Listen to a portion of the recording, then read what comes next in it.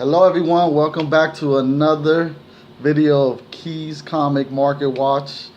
I'm happy to make another video so soon. But today, as you can see my Star Wars shirt, today is the 4th of July, and instead of being out celebrating, I had to get some sleep because I worked all night till like 6 in the morning. So I'm tired just waking up, and I want to get these videos done because I've been so busy getting so many comics. It's crazy. So this video right here is just one of probably 5 videos I'm about to make. So check out all 5 videos, okay, you guys? So I can't put it all together in one video because it'll just be too long. So that's why I'm breaking into like 5 videos of all the stuff I've been doing. All right, so let's get on with today the stuff that I got. Basically, this is I found another person on Facebook Marketplace, that was selling basically an Amazing Spider-Man little collection. It's about 28 issues. He wanted $50, but I talked him down to $30, so I paid a little bit over $1 each book. But the main reason why I got it is because it was one book in particular that was in the collection that I wanted, and it's definitely a key. So and it's a newsstand, so I definitely wanted to get it. And I had to travel about 30 minutes to get it, but I didn't mind. So let's get on with the video. So all right, first this 255 Amazing Spider-Man. Oh, technical difficulties again. I keep having technical difficulties. What's going on? All right, here we go. There we go. All right, let me move over. All right, so yeah, this is Amazing Spider-Man. This is oh, by the way, all of them are not 9.8s like I like. Some of them are 9.6s, 9.4s. I didn't mind because the main book that I wanted was a 9.6. So yeah, I wish it was a 9.8, but can't get what you want all the time. But it's still a book that I definitely think a good pressing book. But the thing about it is, I know that even with a pressing, it's not gonna bump it to a 9.8. But it's definitely a 9.6. So, but anyways, let's go on. Yeah, this Amazing Spider-Man with Red Ghost and his gorillas. This is a good story, by the way. I really like it. In fact, this is a key issue, by the way. A lot of people don't know this. This is the first appearance of Red Fox. You know, so is it Red Fox or Black Fox? I forgot. The thief dude, the little old thief dude. But yeah, this is first appearance. Basically, Red Ghost wants him.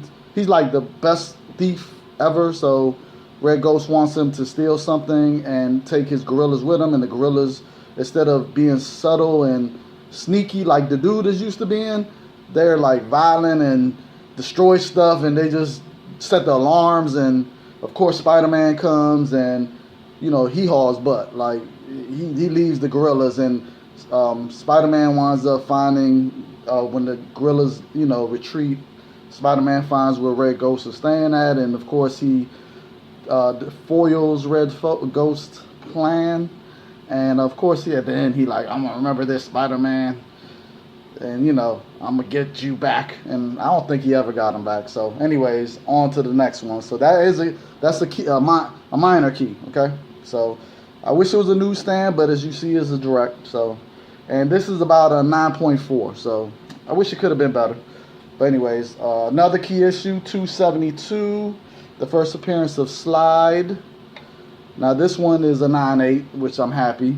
I really don't need to talk too much about it. It's a minor villain, but he does appear again. So yeah, his first appearance. Newsstand, as you can see. So I was happy about that. I will say a majority of them are newsstands, so I was very happy to get them. All right, 264, first appearance of Red 9, minor key. This one's a 9.6, 9.4 borderline. It's not a 9.8, but it's a newsstand, so I didn't mind. I will say the art in this book sucks really bad. In fact, the story isn't even that good. So yeah, not an issue that I was impressed with. All right, so this is the issue that I wanted the whole thing for. It's Amazing Spider-Man 265. The first appearance of Silver Sable. So yeah, and it's a newsstand. But like I said, I wish it was a 9.8, but it's not. But at least it's a newsstand. So it is what it is. But to get it for $1 and what, like 10 cents or something, $1.09, whatever. Yeah, it was worth it. It was worth the trip, put it like that. And then another, this is not a key, but it's an issue that I love. This is the fact, this was in my top 50 covers. So for Doom's, for the contest for the 500, what is it, 700 subs? Yeah, so this was one of the books that I didn't mind getting another one. So now I got like about 10 of these Silver Amazing Spider-Man's #1. So 9.8, by the way. That one's flawless. I think all of mine are 9.8s. Nothing's wrong with any of the ones I got. All right, so Ghost Rider #4, newsstand. He fights Mr. Hyde in this one. I will say the story is pretty good. I liked it. So if you get a chance, read this Ghost Rider. All right, I think this is volume 3, if I remember correctly. All right, so I was happy to get these too. I think this is his first limited series. I'm not 100% sure.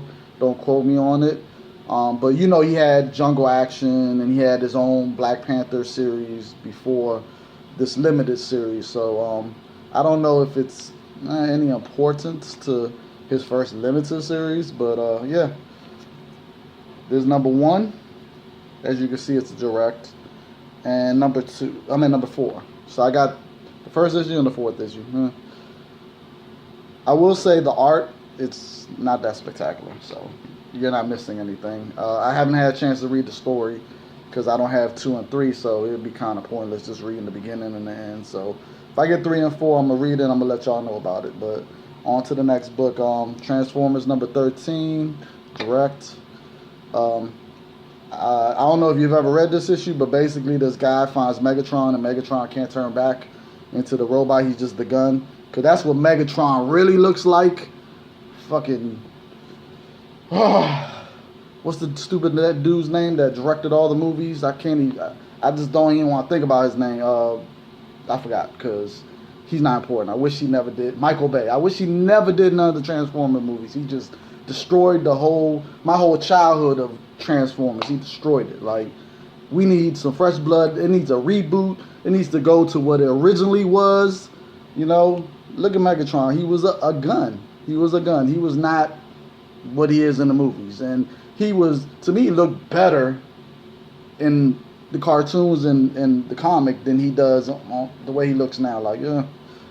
And they didn't even, when he changes to Galvatron, he didn't even look the way he's supposed to look as Galvatron. Like, he was just stupid. But anyways, yeah, this story right here, it's a pretty good story. So get it if you ever see it, you know. All right, so back to Amazing Spider-Man. Amazing Spider-Man 248. I love this book. I remember the first time I read it. Man, I loved it. John Romita Sr.'s art, if I remember correctly. Yeah, Sr. When he took over the run of Amazing Spider-Man, oh man, it was an amazing run. Like, the stories were so good, the art was awesome. Basically, in this one, Thunderbolt has broken out, and he has the Wrecking Crew. He has the Wrecker's crowbar and his Thunderbolt, and he figured out that the reason why he was so weak last time he got knocked out with one punch is because he had left the Wrecking Crew, and the longer he's away from the actual thing that gives him his power, which is the wrecking, you know, the crowbar, the longer he's away from it, the weaker he gets. So he needs to be close to it, or come close to it every now and then, so he could be at full strength. So just so happens, of course, Spider-Man's trying to stop him, and once again, someone that could go toe-to-toe with Thor, Spider-Man has defeated using his. Yeah, that's what's so great about Spider. That's why I love him, because he doesn't. Well, he can't. If he can't beat you with his powers, he's gonna beat you with his intellect. Like, he's gonna figure out the way, and trust and believe. And not only that, I mean, just his power alone is awesome. Like, he really is a hard person to touch. Like, I don't care how strong you are. If you can't touch him, he'll wear you down. He beat the shit out of Fire Lord, one of Galactus herds, after being chased around the whole city by him. He finally just had enough, and he was like, I'm not running no more. And he just put it on him and just beat him to the point where the Avengers came and saved Fire Lord from almost getting killed. Like, we talk about someone that could go toe to toe with Silver Surfer, like, and Spider-Man whooped the crap out of him, like literally beat him to a pulp. Like, dude was out of it, like knocked out. So Spider-Man, I love him, man. He's awesome, man. He just one of my favorite, of course, in Galactus too. So, but anyways, this is a great story, and also it has another story to it where this little kid right here, Peter Parker, Spider-Man goes visit him because he's like Spider-Man's greatest fan. It just so happens that Spider-Man, he asked Spider-Man to reveal his identity, and so Spider-Man revealed that it was Peter Parker, and the little kid was blown away because he's like, oh man, J. Jonah's been paying you all this time to take pictures of yourself, and it's a good story. It's just the reason why Spider-Man even revealed himself is because when Spider-Man leaves, you see that the boy is in a facility for cancer, so he only had, and then it showed like a little letter to I guess to the newspapers for Spider-Man to read. If Spider-Man read it, that the little boy, was dying. He only has a little bit of time left, and he wants to meet Spider-Man, his favorite. So it was a good story. It was good. It was touching at the end. So if you ever get a chance, get this one, and newsstand. So anyways, number 249. Oh, and by the way, that's a 9.8 copy. This one right here is not 9.4 or a 9.2. It got a lot of, it got issues. But anyways, this issue right here, number 249. Like I said, this is part of that run. Man, I love this issue, man. Basically, the Hobgoblin has everyone come to this meeting and at this club, and he has different people like J. Jonah. He has like all types of different crime bosses and all types of people saying that he, basically he needed to talk to them. A meeting because he has stuff on them, and basically he's trying to blackmail everyone, but he's not greedy with it. He's only saying, I'll take a little bit from each one of y'all. I don't need to bankrupt y'all. You know what I'm saying? And it just so happens that the Kingpin was at the club at the time, and Kingpin didn't have nothing to do with the meeting because Hobgoblin knew better than to, Kingpin at the time was the man, so he was not gonna fuck with him. So anyways, so it just so happens that Spider-Man gets a whiff of the meeting, so he gets there, and of course once he sees his Hobgoblin and he sees what he's up to, he of course steps in and tries to, defeat him and capture him. But it just so happens that Hobgoblin pulled out a little trick out of his bag and pulled out he wound up hitting Spider-Man where Spider-Man had made a web, like a little web club, and when the pumpkin bombs were thrown, he was hitting them with the web bat, and just so happens one of them was filled with the thing that makes Spider-Man's spider sense go away, and Hobgoblin had made it better than what the Green Goblin originally made it. So Spider-Man without a spider sense, man, he wound up, being defeated, and he was about to get killed by Hobgoblin. But guess who steps in and stops him?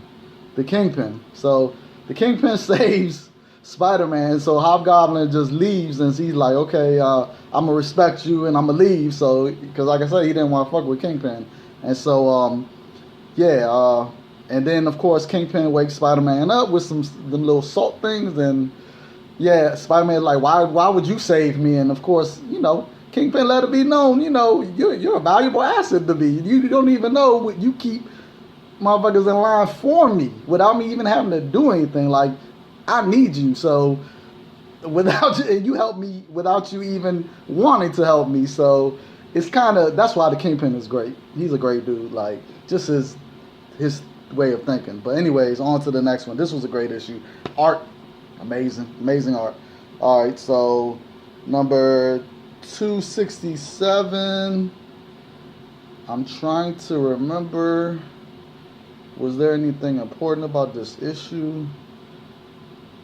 Oh man, I forgot. Well, I think there is something important about this issue. I just can't remember what it is, but let me look through it real quick. I'm going to pause the video.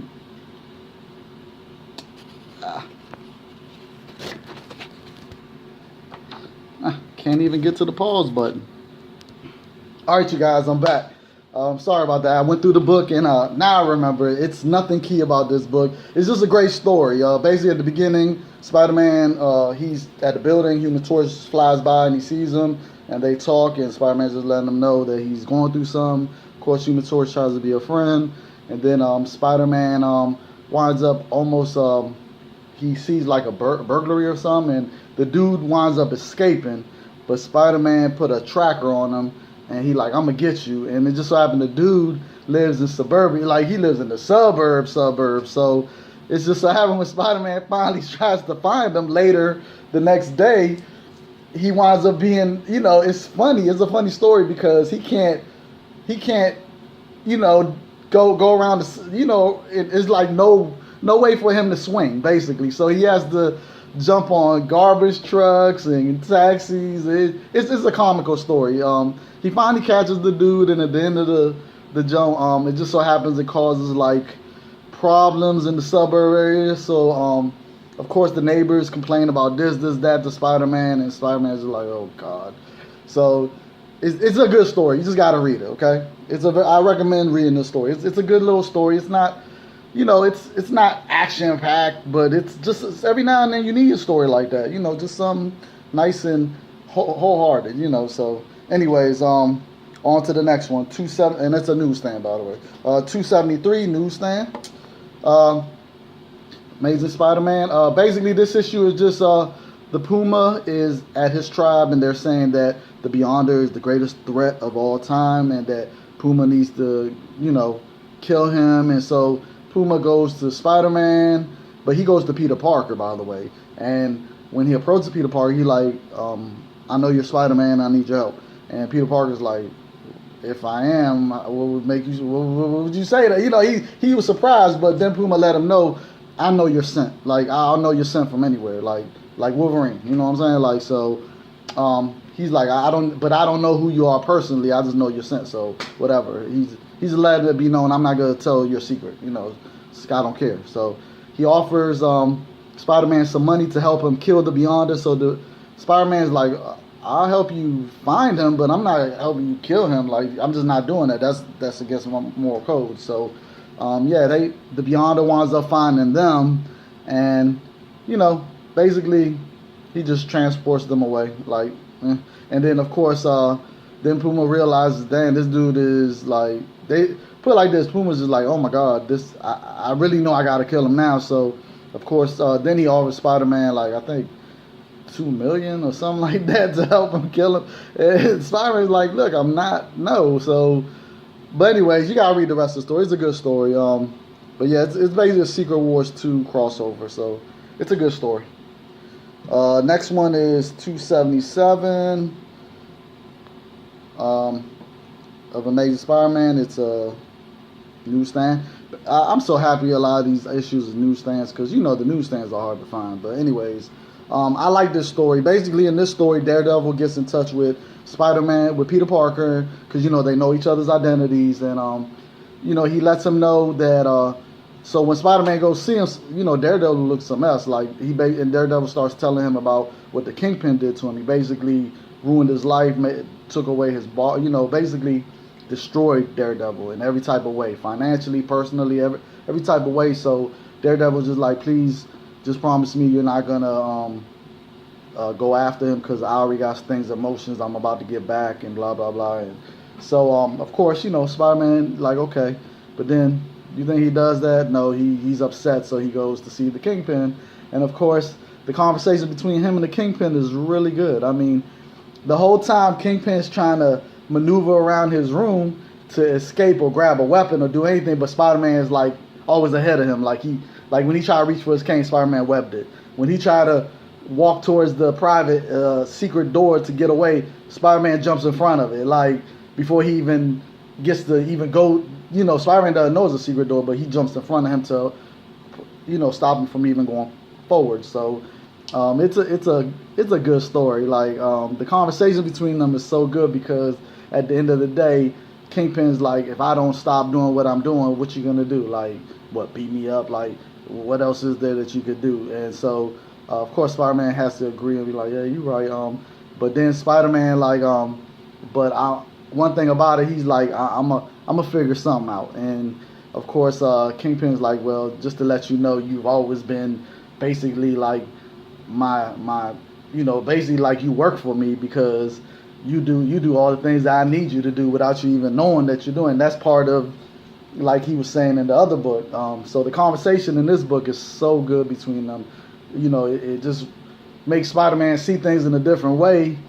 And realize, yeah, I have been helping the Kingpin without even knowing it. But the great thing about it is Spider-Man gets him at the end. Like, Spider-Man basically webs the seat without Kingpin knowing that he webbed the seat. So when the Kingpin sits down in the chair still talking all that shit, like he's like, yeah, I got you.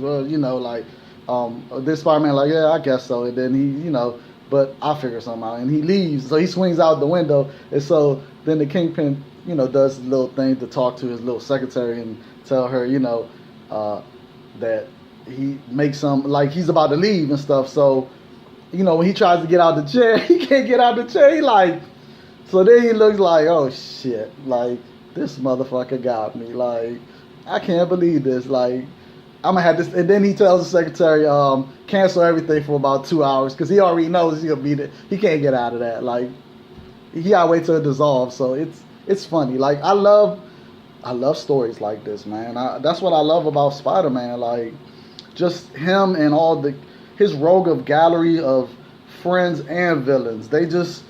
It makes good storytelling. I swear to God, Spider-Man. But anyways, on to the next, The Amazing Spider-Man Adventures in Reading. Giant. I guess this was a free thing they gave out in Giant. I really haven't seen this before, so 9.8. I don't know if I'm ever doing anything with that.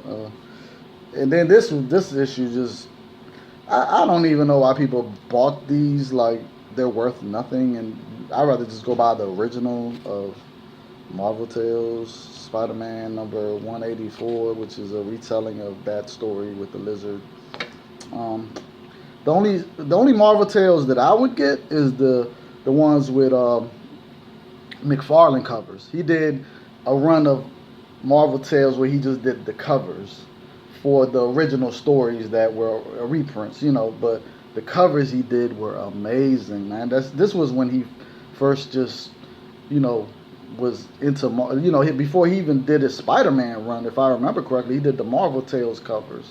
And of course he had awesome covers with the X-Men, his villains, and just it was good. So if you get a chance to see those covers or go get them, you should get them just for the covers.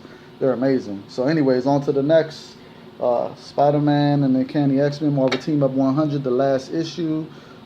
This issue is the last issue, so that's the only importance of it. It's a newsstand, and in this issue the art sucks, but the story is good. Basically, Juggernaut, it's Black Tom's birthday, which is his best friend, and he doesn't know what to get him, so he decides, since Black Tom likes power, he was gonna go find the crystal that made him the Juggernaut and give it to Tom. So he gives it to Tom. Tom turns big like the Juggernaut, and he's like, he freaks out. He's like, I don't want this. So he tells, Juggernaut to take it away, like, put me back to normal. I'm not used to this. And, so him and Juggernaut wind up fighting because, Black Tom's just going hysterical. And then, of course, somehow the X-Men Spider-Man shows up. Was it Spider-Man or the X-Men? One of them show up, or both of them show up at the same time. But anyway, they wind up fighting Black Tom and Juggernaut.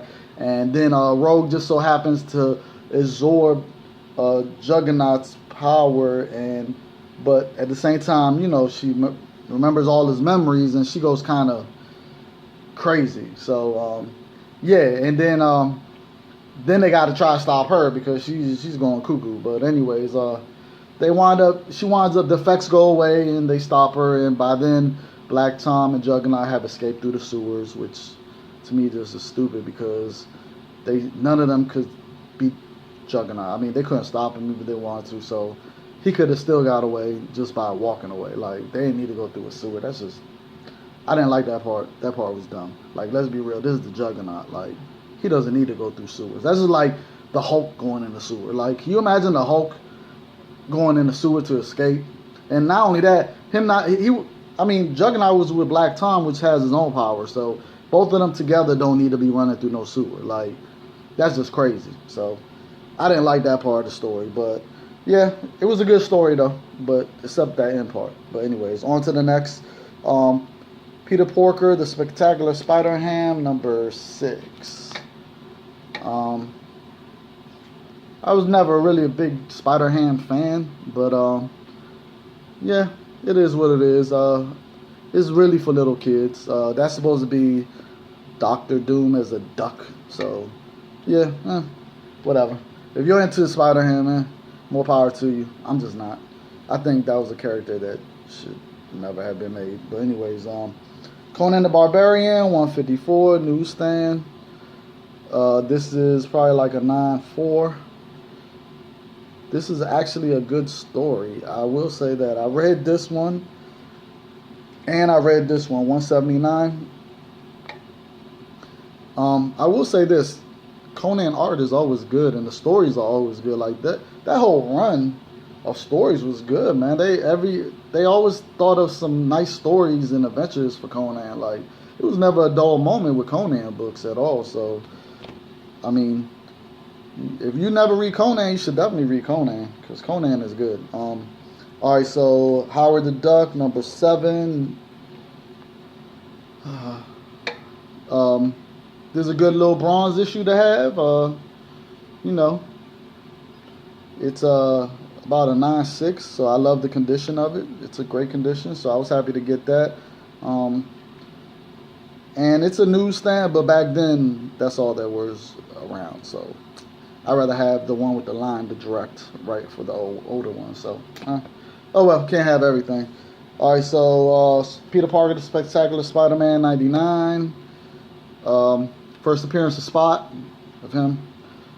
This was a good issue. I like this issue. So if you get a chance, get it. It's a 9.8, which I'm happy to have. All right, on to the next one. Wonder Man, number 1 of his first regular series. 9.8. So this book will probably go up in value whenever they introduce them. So get it now while it's still cheap. It's always in the dollar bin.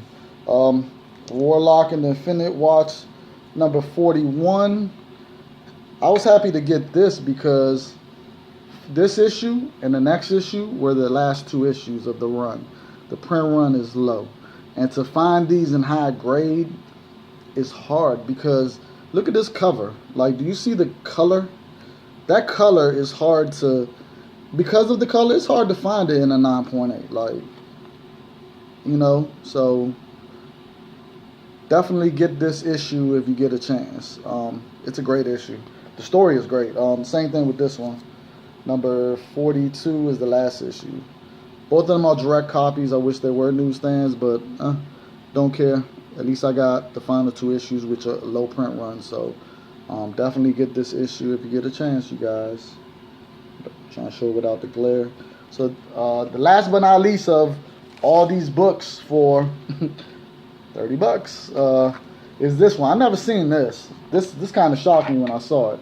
It's a Marvel Superhero Island Adventures from Island Adventures. It comes with a pen. It's sealed, and it has this Captain America in the back, and it has another book in the middle. So it's a 3-pack, and it comes with trading cards. But I don't know if you see the pen. You see the pen right there? So yeah, that's interesting. Special edition collector's pack. So basically, you pretty much, every book in here is a 9.8 or a 9.6 because it's never been taken out. It's sealed perfectly. Like, So I've never seen. I like this cover too. It's a pretty spectacular cover. I did look on eBay and I saw that it was about maybe 6 of these on eBay. They're all going for about 25 bucks. So for me to pay for this whole thing for 30 bucks and get something that I most likely will pay for it all right here, which I don't even know if I'm gonna sell, because I actually like this cover. You know, I like how Dr. Doom looks. You know, Dr. Doom's a badass. But anyways, this is the end of my video. For this one, I'm about to start making the other one. So see you in the next video. Like, subscribe, put that bell, like, subscribe, and please like. I need the likes. The likes is what I need. So like. It doesn't hurt you to like, okay? Even if you don't like, put unlike. No, put like. It doesn't matter. If you don't like it, you still gotta like it, okay? All right, later, you guys.